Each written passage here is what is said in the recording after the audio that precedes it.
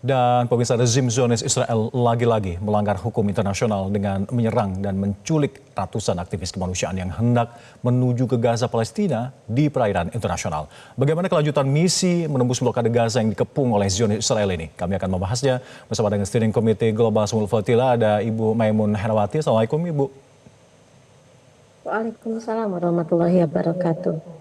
Baik, Ibu, dari sudut pandang Anda, kenapa pasukan Zionis Israel ini membajak kapal-kapal dan menculik aktivis ini meski konvoi kapal-kapal flotilla ini belum tiba di zona merah, di red zone, masih di perairan internasional? Saya tidak dapat memastikan alasan spesifik penjajah untuk menyerang kami, padahal masih jauh dari Gaza ya. Tapi apapun itu, ini konsisten dengan perilaku IDF yang berulang kali menunjukkan bahwasanya hukum internasional itu tidak ada artinya di mata mereka. Untuk hari Sabtu saja misalnya, seharusnya bantuan kemanusiaan itu harusnya masuk lewat Rafah itu 600 truk, tapi hanya masuk 128. Tidak cukup untuk menyelesaikan persoalan kelaparan dan rumah sakit yang kehabisan obat di Gaza. Jadi kita bisa melihat ini bukan sesuatu yang baru.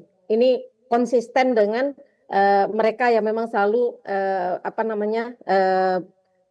tidak mematuhi hukum internasional. Untuk kondisi kapal donasi masyarakat Indonesia seperti apa? Aman, alhamdulillah. Hanya saja kapal Vela itu dalam proses perbaikan. Cuman saya belum tahu progresnya seperti apa, tapi sempat rusak dan sedang diperbaiki. Dan ini juga kapal yang dicegat juga, Bu, termasuk kapal yang dicegat oleh Israel? Vela tidak termasuk yang dicegat. Baik. Terkait dengan kejadian ini, bagaimana Ibu melihat dari pemerintah Indonesia menyikapi hal ini? Saya belum mendengar ada seruan secara resmi dari pemerintah. Mungkin saya tidak membaca atau tidak mengikuti berita. Mungkin ada, tapi sejauh ini saya belum mendengar ada seruan dari pemerintah untuk meminta penjajah memberikan jaminan keamanan bagi gerakan sipil masyarakat internasional yang mencoba membawa bantuan kemanusiaan kepada masyarakat Palestina di Gaza. Terkait dengan negara tetangga kita, negeri jiran Malaysia, banyak juga aktivis Malaysia yang diculik oleh Zionis. Apakah Anda juga memantau kondisi mereka, Bu, sekarang? Wah, kalau negara tetangga, saya akan bicara yang Turki aja ya. Itu pemerintah Turki mengirimkan pesawat dari Istanbul ke Yunani untuk menjemput 20 masyarakat mereka dengan pesawat kapasitasnya 156. Lalu kemudian Turki menawarkan kepada teman-teman yang lain, apakah ada yang ingin dibawa sekaligus dengan pesawat itu. Jadi perhatian dari pemerintah Turki kepada penduduknya sangat bagus, jaminan keamanan dan seterusnya. Bahkan kami mendapat kabar bahwasanya kapal-kapal kami yang saat ini sedang ada di perairan Yunani itu akan diterima secara terbuka untuk docking di Marmaris, untuk restocking dan kemudian perbaikan yang harus dilakukan untuk kapal-kapal yang rusak. Alhamdulillah. Ibu Maimun, boleh diberikan gambaran kepada warga yang masih awam terhadap gerakan ini? Banyak yang bertanya mengapa harus lewat laut jika resikonya memang sebesar ini. Apa urgensi jalur laut ini bagi warga Gaza jika dibandingkan melalui jalur darat, Ibu?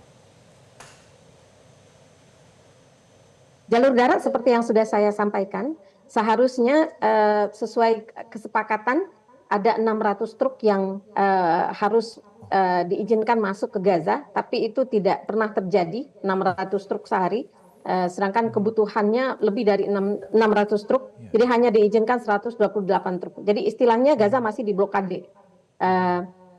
Mereka menggunakan hitungan kalori per 2 juta orang, sehingga yang mereka izinkan masuk adalah sekedar hidup begitu, tapi tidak memenuhi nutrisi dan obat-obat penting juga tidak diizinkan masuk. Ini kondisi yang realita yang ada saat ini. Lalu kenapa lewat laut? Karena sebenarnya kalau kita pahami dengan baik hukum internasional, laut internasional yang kemudian digunakan oleh masyarakat internasional itu adalah hak, termasuk oleh hak orang Gaza atau orang yang diundang oleh orang Gaza datang ke tempat mereka. Sedangkan pantai Gaza adalah milik orang Gaza, sehingga kami ketika diundang oleh penduduk Gaza untuk datang, kami seharusnya bebas dan dilindungi oleh hukum internasional untuk menggunakan laut internasional yang bersambungan dengan pantai Gaza. Tapi yang terjadi adalah terjadi blokade ilegal. Ini yang sedang kami tantang. Kami mencoba mendobrak karena pemerintah di dunia gagal untuk mendobrak blokade tersebut. Mereka membiarkan masyarakat Gaza terus diblokade dan mengalami kelaparan yang akut. Jika pemerintah di dunia benar dalam melakukan tugas mereka, kami masyarakat sipil yang tidak tahu apa-apa ini tidak perlu kemudian berisiko nyawa untuk berjalan di laut yang kita tahu sangat berbahaya. Ya. Begitu Pak. Ibu, bagaimana delegasi Indonesia yang tidak melanjutkan pelayaran kemarin karena dicegat oleh Zionis Israel, mengapa mereka harus terbang ke Turki, Ibu? Oh iya, jadi begini, ada 4 port pelepasan peserta. Barcelona, Italia, Yunani, Turki. Indonesia memang tidak dialokasikan untuk berangkat dari Barcelona, Italia, Yunani karena memerlukan visa Schengen. Sedangkan Turki tidak perlu visa ya karena bebas visa. Mengapa kemudian tidak bisa lewat Barcelona dan Italia dan Yunani? Karena proses pembuatan visa Schengen itu lumayan lama, minimal 2 minggu. Sedangkan nama yang dikeluarkan untuk port tertentu seperti Yunani, Italia, dan Barcelona itu kadang-kadang hanya diberikan seminggu sebelum pelepasan di pelabuhan tersebut. Sehingga tidak cukup waktu bagi kita untuk mengejar berangkat dari Barcelona ataupun dari Italia ataupun dari Yunani.